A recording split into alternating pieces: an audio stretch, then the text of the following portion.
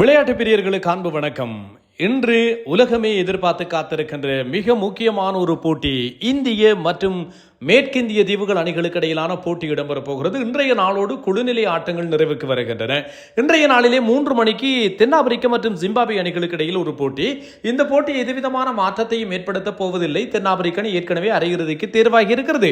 ஜிம்பாப்வேயிடம் அதிர்ச்சி வைத்தியத்தை சந்தித்து ஏதாவது தோல்வியை தழுவினால் மட்டும்தான் அரையிறுதிகளுக்கு எந்த அணியோடு தென்னாப்பிரிக்கா விளையாடும் என்பதில் சின்ன மாற்றம் வருமே தவிர மற்றபடி எது விதமான பெரிய மாற்றமும் இருக்காது. இது தொடர்பில் பெரிய எதிர்பார்ப்புகளும் இல்லை. ஆனால் இன்று 7 மணிக்கு கொல்கத்தா ஈடன் கார்டன் மைதானத்திலே இடம்பெறுகின்ற போட்டி கிட்டத்தட்ட ஒரு உலக கிண்ணத்தினுடைய இறுதிப் போட்டிக்கு நிகராக இந்திய கிரிக்கெட் ரசிகர்களால் பார்க்கப்படுகிறது. ஏனென்றால் இந்தியா இந்த போட்டியில் வென்றால் அடுத்தடுத்த போட்டிகளிலே விளையாடும், இல்லை என்றால் இதுதான் இந்தியாவிற்கான இறுதிப் போட்டியாக கூட இருந்து விடுவதற்குரிய ஒரு வாய்ப்பு இருக்கும். சொந்த நாட்டிலே போட்டியை நடத்தி கொண்டிருக்கின்ற இந்தியா அண்மைய நாட்களிலே ஐசிசி தொடர்களிலே அதிகமான ஆதிக்கத்தை செலுத்தி வருகின்ற இந்தியா அண்மை காலமாக மிக பெருமளவிலே தங்களுடைய சாதனையை தொடர்ந்து தக்க வைத்துக் கொண்டிருக்கின்ற அணி. தரவரிசையில் T20 தரவரிசையிலே முதலிடத்தில் இருக்கின்ற அணி, கிண்ணத்தை வெல்ல முதன்மையான அணி என்று பல வகையான மகுடங்களால் பேசப்படுகின்ற இந்திய அணி தென்னாப்பிரிக்காவுடன் அடைந்த மோசமான தோல்விகளுக்கு பின்னர் ஒரே ஒரு தோல்வி அவர்களினுடைய ஒட்டுமொத்த T20 பயணத்தையும் அல்லது கனவையும் கலைக்கின்ற விதமாக மாறி போனது. இதனால் இன்று இடம்பெறுகின்ற போட்டி கிட்டத்தட்ட ஒரு குவார்டர் ஃபைனல் காலிறுதி ஆட்டம் போன்றுதான் இருக்க போகிறது இந்திய மேற்கிந்திய தீவுகள் அணிகளுக்கு இடையில். இந்த போட்டியிலே வெற்றி பெறுகின்ற அணி அரையிறுதி ஆட்டத்துக்கு தேர்வாகும் என்பதும் சுட்டி சொல்லக்கூடிய ஒரு விஷயம். மேற்கிந்திய தீவுகள் இந்த தொடர் ஆரம்பமாவதற்கு முன்னர் அவர்கள் தொடர்பிலே பெரிதான எதிர்பார்ப்புகள் இல்லை. ஆனால் மேற்கிந்திய தீவுகளை பொறுத்தவரையில் 2012 T20 உலக கிண்ணத்தை வென்றவர்கள், 2016 உலக கிண்ணத்தை வென்றவர்கள், இரண்டும் டரன் சமி தலைமையிலே.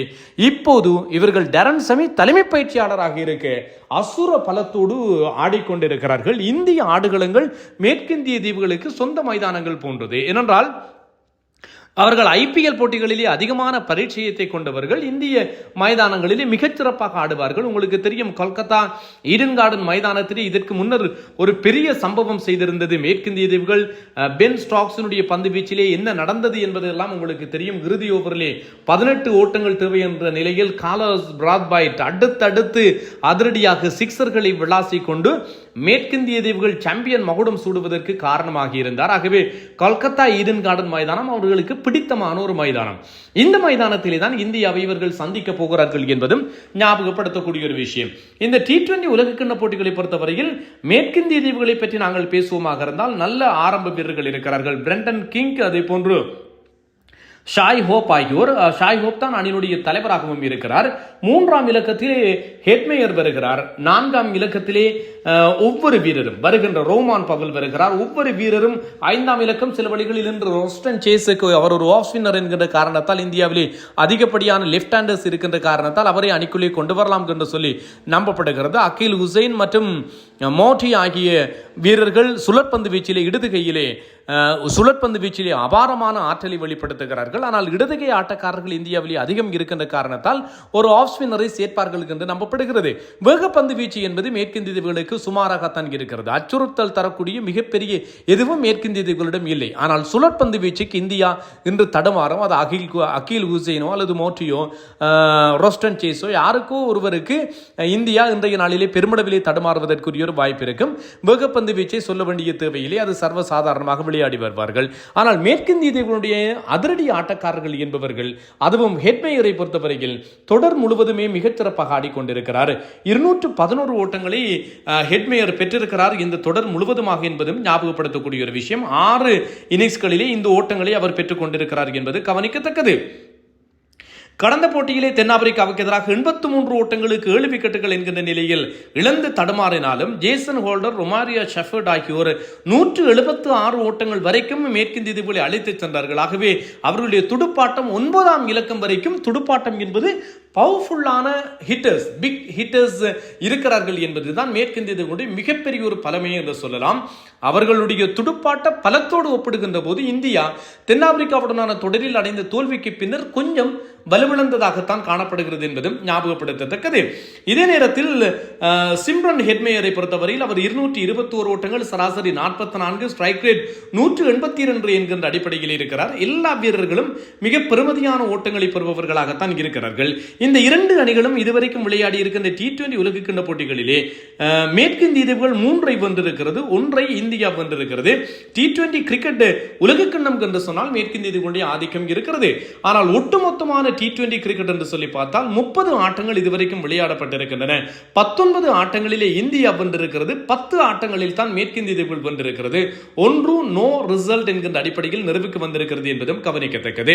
இந்த கொல்கத்தா ஈடன் கார்டன் மைதானத்தை நாங்கள் எடுத்துக்கொண்டு பார்த்தால் மொத்தமாக 18 T20 ஆட்டங்கள் நிறைவுக்கு வந்திருக்கின்றன. முதலில் துடுப்படுத்த ஆடிய அணி 9, இரண்டாவதாக துடுப்படுத்த ஆடிய அணி 9. ஆகவே டொஸ்ஸிலே வென்று எதை செய்ய வேண்டும் என்கின்ற குழப்பம் இவர்களுக்கு இருக்காது. சராசரியான முதல் இன்னிங்ஸ் ஓட்ட அணிக்கு 161, இரண்டாவது இன்னிங்ஸ் சராசரி ஓட்ட அணிக்கு 139 காணப்படுகிறது.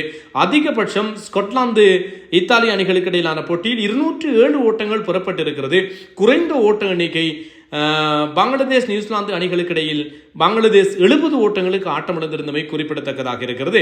அதிகபட்சமான சேசிங் ஓட்ட எண்ணிக்கை என்று சொன்னால் இந்தியா மேற்கிந்திய தீவுகளுக்கு எதிராக 162 ஓட்டங்களை சேசிங் செய்திருக்கிறது என்பதும் கவனிக்கக்கூடிய ஒரு விஷயம். இப்படி கொல்கத்தாவினுடைய நிலைமை இருக்கின்ற போது இந்தியர்களை பொறுத்தவரையில் ஒரே ஒரு மாற்றத்தை செய்தார்கள். சஞ்சு சாம்சனை அணிக்குள்ளே கொண்டு வந்தார்கள். ஒட்டுமொத்த அணியும் மிக பெருமளவிலே பலம் பொருந்தியதாக மாறியிருந்தது. சஞ்சு சாம்சன் மற்றும் அபிஷேக் சர்மா ஆகியோர் மிகச்சிறப்பாக ஆடுகிறார்கள்.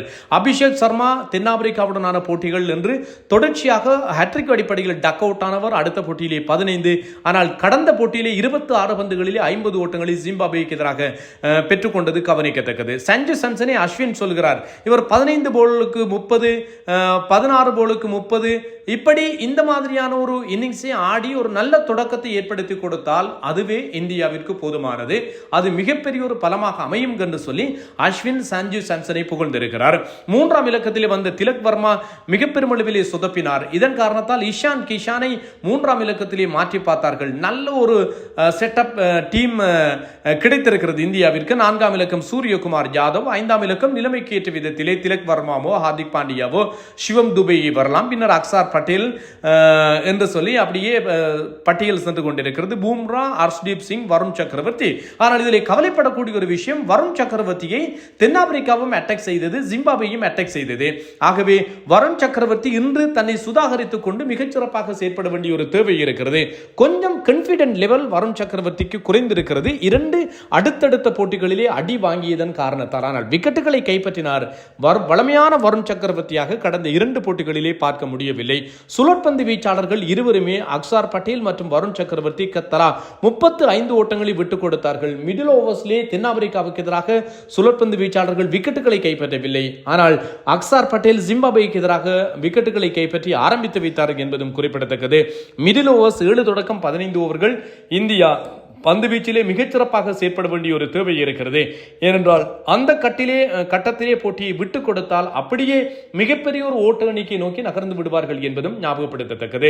சொல்லி வைத்தால் போல் பும்ராவும் ஹர்ஷ்தீப் சிங்கும் பந்து வீச்சிலே தாக்கம் செலுத்துகிறார்கள். அதிலே எது விதமான குறையும் இருக்காது என்பதும் கவனிக்கத்தக்கது. சில வேளைகளில் இன்று ஏதாவது ஒரு பெரிய மாற்றம் செய்வதற்காக குல்தீப் யாதவை அணிக்குள்ளே கொண்டு வருகிறார்களோ தெரியாது. எதுவாக இருந்தாலும் நல்ல மாற்றங்களாக இருக்கும். சுழற்பந்து வீச்சாளர் ஒருவர் அணிக்குள்ளே வருகின்ற போது என்ன நடக்கும்? சிவம் துபேயை தான் அணிக்கு வெளியிலே தூக்கி வைக்க வேண்டிய ஒரு தேவை இருக்கும். ரிங்கு சிங் என்றும் விளையாட மாட்டார்.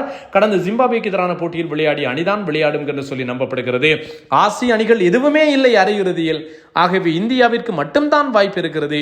இந்தியா அதனை சுதாகரித்துக் கொண்டு சரியாக விளையாடி அரையிறுதிக்குள் நுழைகிறதா என்று சொல்லி பார்ப்போம். இந்த காலிறுதி கண்டத்தை இந்தியா கடந்தால் நிச்சயமாக இறுதிப் போட்டியில் இந்தியா விளையாடும். நரேந்திர மோடி மைதானத்திலே இருக்கின்ற சாபம் தீர்ந்தால் கிண்ணத்தை வென்றாலும் ஆச்சரியப்படுவதற்கில்லை. ஆனால் இந்தியாவை விட வலுவான அணிகளாக இந்த தொடரிலே தென்னாப்பிரிக்காவும் மேற்கிந்திய தீவுகளும் தங்களுடைய ஆதிக்கத்தை நிலைநாட்டி இருக்கின்றன என்கின்ற உண்மையை நாங்கள் மறந்துவிட்டு பேச முடியாது.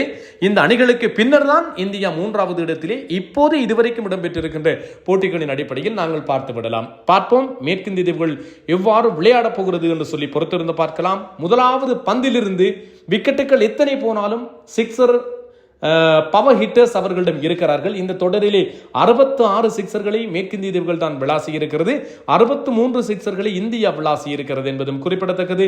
மிகச்சிறப்பாக 2 அணிகளும் சிக்சர்களிலே சாதித்துக் கொண்டிருக்கின்றன என்பதும் ஞாபகப்படுத்தத்தக்கது. 7 மணிக்கு மறந்து விடாதீர்கள், போட்டி ஆரம்பமாகும்.